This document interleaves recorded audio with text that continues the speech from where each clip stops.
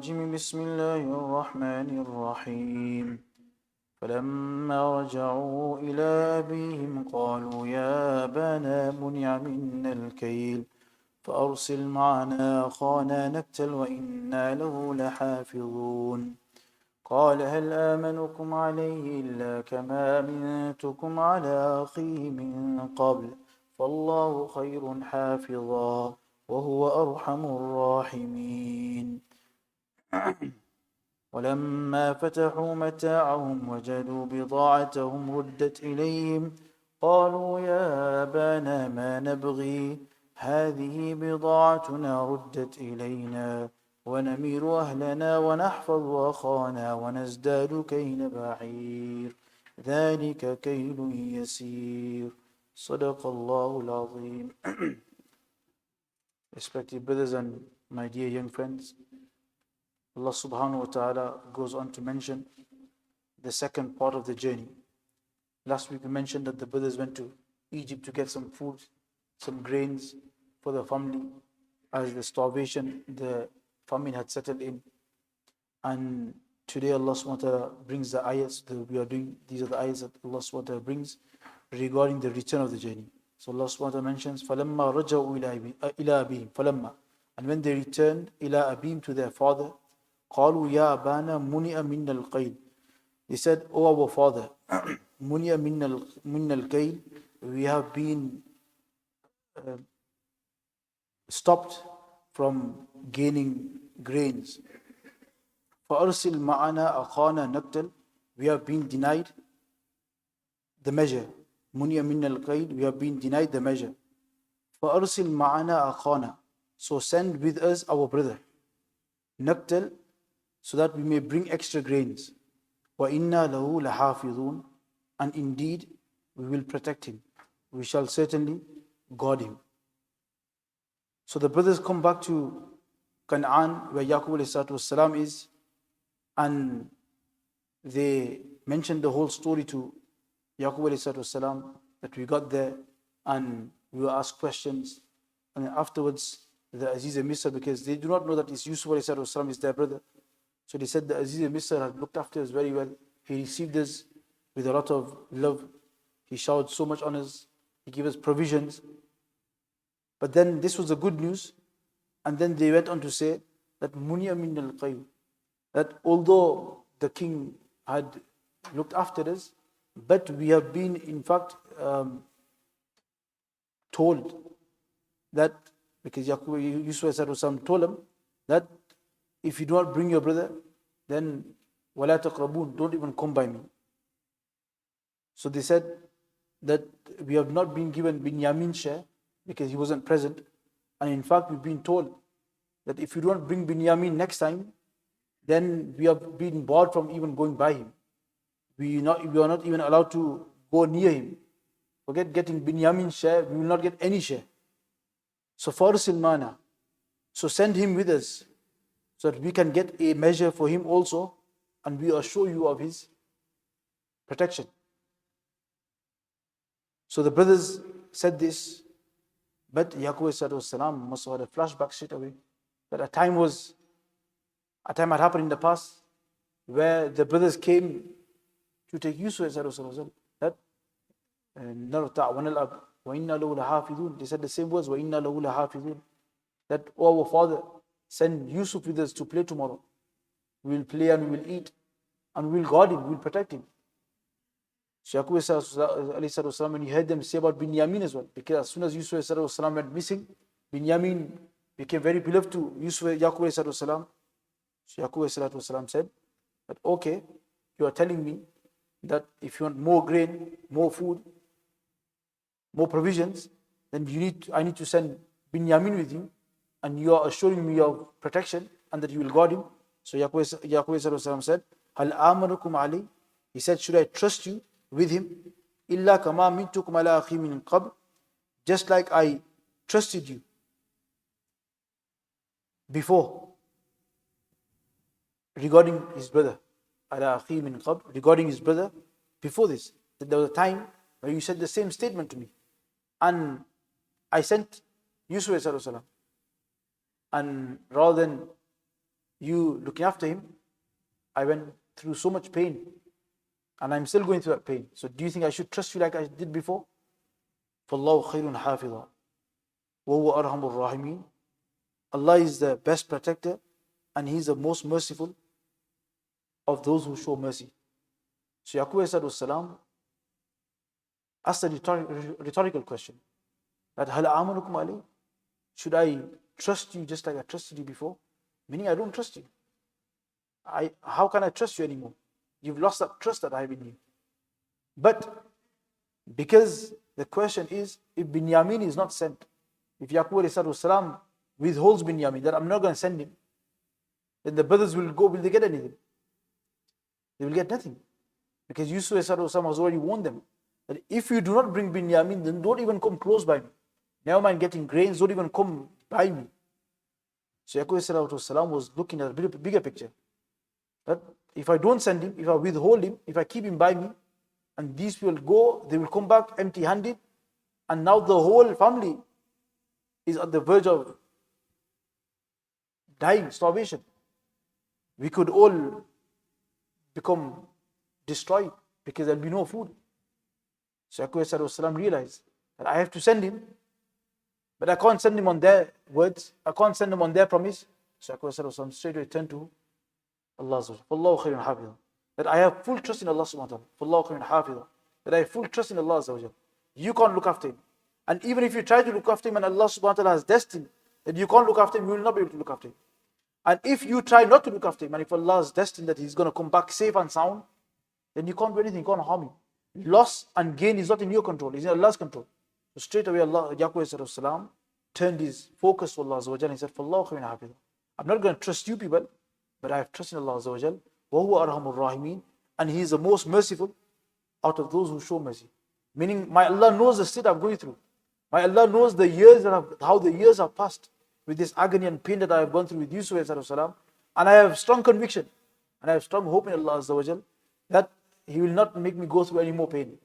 I have strong hopes that He will not show me additional hard days. So وَهُوَ أَرْحَمُ الرَّاحِمِينَ, He is the most merciful. So anyway, Yaqub salam said this to the brothers. This was before they even opened the bags. When they came, they said the whole story. وَلَمَّا فَتَحُوا مَتَاعُهُمْ. Allah subhanahu wa ta'ala then goes on to talk about how they started opening the baggage. وَلَمَّا فَتَحُوا مَتَاعُهُمْ. When they opened, فَتَحَ يَفْتَحُ means to open. When they opened their provisions, وَجَدُوا بِضَاعَةُمْ رُدَّتْ إِلَيْهِمْ. They found their funds, their capitals, returned to them. رُدَّتْ إِلَيْهِمْ, that it was returned. So, like I said last time, they went with money. They must have gone with money, cash, jewelry, gold, silver, whatever it was, because they had to pay some nominal amount of money and they would get grains in return. So when they came back, they weren't expecting that the money would be returned. So they started opening and most of started showing their father, look, we've got this grains, this X amount of grains and these different types of grains. And all of a sudden, the capital that they gave to Yusuf is found there.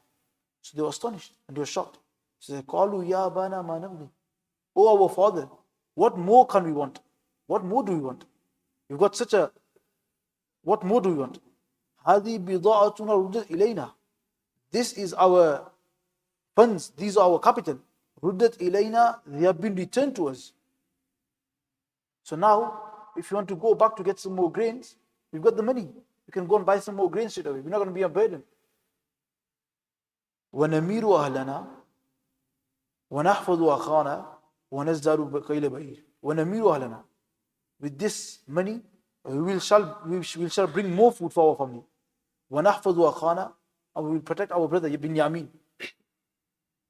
وَنَزْدَارُ كَيْلَ بَعِيرٍ, and we will also get an extra camel load. That if we take Binyamin, last time because we didn't take Binyamin, we only got 10 camel loads, because 10 brothers. And because Binyamin wasn't there, Yusuf's rule was that however many heads come, they get the food. If there are 5 of them, 5 will get the food. You can't say I've got 2 brothers at home.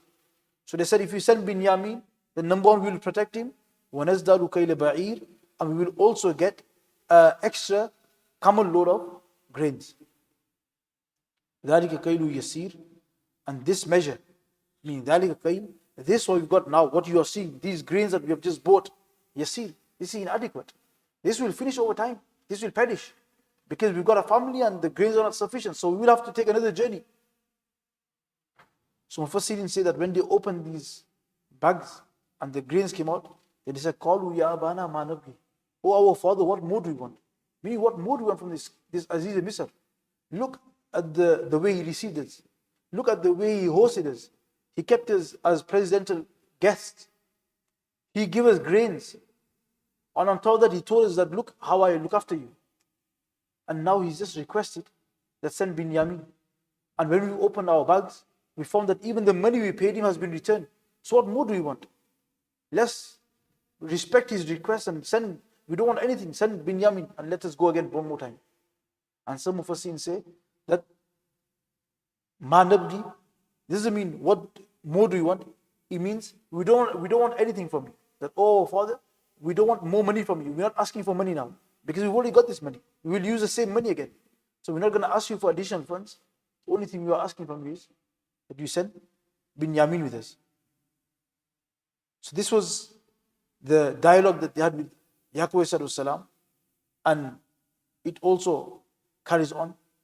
But the few lessons that we can derive from this is that, number one, that when they went back, they gave the father good news first, that we've been looked after, we've been respected. And then they give the hard part, that you have to send Binyamin with us. And this is one, that sometimes when you have a mix of news, good and bad news, and some people say, what do you want first, the good or the bad? If you give the bad first, then the good will also not be good. Because a person's already in pain. Somebody's passed away and somebody's given birth. If you say somebody's passed away, then the happiness for the giving the birth one will not be as much. So start with the good news, happiness. And then if there's something difficult, sad news. The other thing is that our eyesight should be on Allah's wajh. Fallahu khayrun hafiz. Insan is a mortal. You can't do much. Allah subhanahu wa ta'ala is the main, He is a musabbibul asbab. Yes, in terms of asbab, we can take some sort of, but we should not rely completely on makhluk. And the most important point here is that when we look into the life of Yaqub salam, that the way they treated their father, that number one, they lied to Yaqub salam, and they took Sayyidina Yusuf salam with them, and they said, we're going for an outing and we're going to go to eat and play. Halakha, you already had a plan before. They had devised a plan to kill Yusuf salam. And then they lied to their father. They had jealousy inside their hearts. They had hatred for Yusuf salam. They wanted to kill an innocent person. They sold Yusuf salam, their own brother. So many major sins, major errors. But when you look at Yaqub salam, the forbearance, as a father, what would have happened if it was nowadays? What would the normal father do nowadays? Usually when things like this happen, the father excludes the son from the house. He kicks him out. Mufti Shafi Sahib Rahmatullah Ali on this mentions that the crimes that the brothers committed were extreme, were very severe crimes. Yet, Yaqub did not expel them from the house. Because when you expel your son from your house, you stop talking to your own son. Then you are closing the doors of nasiyat, the doors of reforming him, the doors of making Islam, doing Islam with his. And what happens usually? Sometimes you see such situation where the parents expel the child doesn't get any better. What happens? It gets even worse. He goes down the route even because he knows my father's not looking at me anymore. I don't have to answer to anybody. And we're living in 21st century, and the environment we are living in, the country we're living in, there are external influences, and sometimes youngsters get influenced. And you see that the child is not doing as the father wants. And sometimes the father comes in a rage and he'll say, get out of my house, kick him out, or he'll stop talking to him. At those times, what should we do as a father? And this is the lesson that we learn from Yaqub story. That as a father, how forbearing was he, and look at the wisdom. And if he wanted, he could have kicked them out because they were severe crimes, but no. He kept them with them. He showed them love. And at the same time, he admonished them where he wanted to, like the question, Hal amanukum alayhi? So it's a rhetorical question. Should I trust you like I did before? Meaning, you put me through so much pain. Am I going to do that again? No, I'm not going to do that again. I'm not going to trust you. So he's doing the Islam. He's reminding them of their evils so that they can do tawbah over it. But at the same time, when they asked, he said this, but then he sent Binyamin. He sent Binyamin, that I'm giving you another chance. And this father can't do this. But look, beta, you've done this before, but I'm trusting you. Don't break my trust. So now the son will feel value. Okay, look, I didn't do good last time. But no, I'm not going to let my father down this time. And this starts from early days. In fact, before even a child, sometimes a father, when at the age of 15, 16, the son starts to detrack and starts to derail and gets wrong friends and starts to go out and comes late at night. Now the father's crying and mother's crying and they're trying to taweez and going to this small stuff. Nurturing and tarbiyah of the son starts from even before they are born. When Zakaria came in the company of Hazrat Maryam and he saw food, Anna laki hada. He said to Hazrat Maryam, where did this food come from? This food is out of season. This is not the time to get this food. Where do you get from? قالت هو من عند الله. She said, this is from Allah. Allah has divinely sent it. Allah sent it to me. Straight away, Zakaria, what do you say? هنالك دعا زكريا ربه. Straight away, Zakaria made a dua to Allah. Because he had no offspring, he had no children. Rabbi habli min ladunka dhurriyatan tayyibah. Oh my Allah, bestow upon me tayyibah, pure children, offspring, pure son, a good son, a pious son.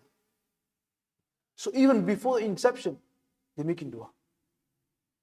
Maryam is being given birth, and her mother is making dua. U'idhuha bika min shaitan rajim. That, oh Allah, I am seeking your protection from shaitan. So look, right before, even before birth, at the moment of birth, dua. And then in the 19th para, Rabbi habli min ladunka dhurriyatan tayyibah innaka sami'ud du'a. And then other du'as that are regarding children. Number one, du'as, very important. That you always seek Allah's protection from shaitan, number one. And number two, make dua for pious offspring. Number two, from a young age, don't wait for them to become 15 and then you start telling them. From a young age, mentally, this tarbiyat, the whole topic is so vast, so many things to be said. But I'm just giving you basic points. That at the time when they are growing up mentally, you know what kind of a child you want. Mentally focusing, engaging. Beta, when you grow up, we have to the sunnah of Rasulullah.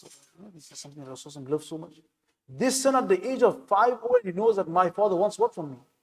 He wants me to adorn the sunnah of Rasulullah. My father wants this from me. The daughter knows, mother can say, beta, when you grow up, we need to be in parda. This girl, before she's even 15, mentally she's prepared that I have to do this. And for the parents, physically themselves are also doing according to the teachings. And a good mahal, talim's in the house. Wherever you see them doing something wrong, don't catch them for every petty mistake. But wherever they make the major mistakes or something, then nicely tell them. That's as Shabbir Abu Uthmai rahmatullah used to say, he's a great mufassir as well, great alim. He used to say, haq baat, haq tariqe se, or haq niyat se. A correct haq baat, correct information, correct thing you want to say something, you want to tell somebody something. The correct thing is said in the correct manner. It's said with the correct niyat, and it's said correctly. This will never go in a wrong way. It will always get the target. So engage your son. You don't have to always shout at them and have a go at them. Nicely, lovingly, talk to them on the side, engage them. Sometimes when they do good, reward them. They've done something good, reward them. They've done something wrong, then nicely mention to them. Something done again, they've done it a third time, then yes, put the heat up a bit. You can tell them a bit more sternly and firmly. But what we learn from Yaqub salam that the amount of the crime they did, yet Yaqub did not expel them from the house. He didn't say, get out of my house, I don't want to see you. In fact, he kept them with him. He gave them muhabbat. And wherever there was a chance, he told them straight away, he reminded them, okay, bhai, this is your mistake. What you done to Yusuf. And look at the effect. What was the effect? A time came that these same 10 brothers who done such crimes, then Tawbah, Ya Abana astaghfir lana dhunubana. They understood that we've done wrong. Abana astaghfir lana. Oh Father, make dua for us. Seek forgiveness on our behalf. And they became righteous. And they asked Yusuf for forgiveness. And they became muttaqi again. But if imagine, these boys were kicked out, would we get the same results? So as parents, forbearance, wisdom. And that's why you say, if that child in the house has gone so off track that because of him, other siblings are getting negative effects and influence and their deen is at stake, then yes, ulama say yes, you can separate him. That there's one boy in the house, one son, and he's gone totally off track. And the things he is doing is affecting the other 3 sons. And you feel that if he carries on in staying in the house, and these 3 also going to follow him, then you can kick him out. But if their deen is not at risk, he's doing things but he's on his own, and these brothers are not getting influenced, then that moment you should not expel them. You should not kick them out of the house. You should not sever ties with them. In fact, you should leave that door, that window open, that they can always approach you. Look at the sons. That what they did to Yaqub, Yusuf salam, 40 years ago, yet Yaqub salam left that window open, that 40 years later, they still think that we can also go and request for Binyamin. He must have left that window open. If somebody does a severe crime, he will never have the audacity to come back and try to do the same thing again, really. Only if you've given him that benefit of doubt. So anyway, when we look into the story of Yaqub salam, so many lessons for us. And you can understand that inshallah, if you bring this into our life as well, it will inshallah help us in some way or not. The other thing that ulama says, that when they saw the capital, the funds, then it is mentioned that if you have a strong conviction and a strong indication proven that the funds that you have found or whatever, you give something to somebody and you come back and it's back in your bag, and you know that this person, he sent it back. So you go to somebody's house and he bought some food for you, and he said, hey, no, you have to take money for it. And you give him 10 pounds and he didn't take it, and he said, no, it's okay, it's on from me, Jobio. And then you come home and you look in the bag and the 10 pounds back in the bag. And you know that before you even came out of the house, you're saying, no, keep it. And you said no, and you put it on the shoe rack and you came. But when you came home, you realized it's back in your bag. So that means there's an indication that he wanted you to, so that you can keep it. But if there is the strong indication is not there, and you think that it's done by mistake, then it's necessary that you phone, hey, that 10 pounds I found in my bag, did I pay you or did I forget to give it to you? Say, no, I gave it to you, it's back to you, don't worry, it's mine. Well, say, no, I'm sorry, I don't think you gave it to me. Then that way in that case you return it. But if you have strong indication and there's strong signs that he has given it back to you with intention, then you don't have to go back all the way to his house to give the money. Then you say, Alhamdulillah, Allah alhamdulillah, shukr. It's a gift from the person. This is Allah subhanahu wa ta'ala, from Allah subhanahu wa ta'ala. So anyway, Allah subhanahu wa ta'ala give us the tawfiq to act upon what's been heard. And inshallah, we'll carry on next week after Maghrib, inshallah. Subhanallah, subhanallah.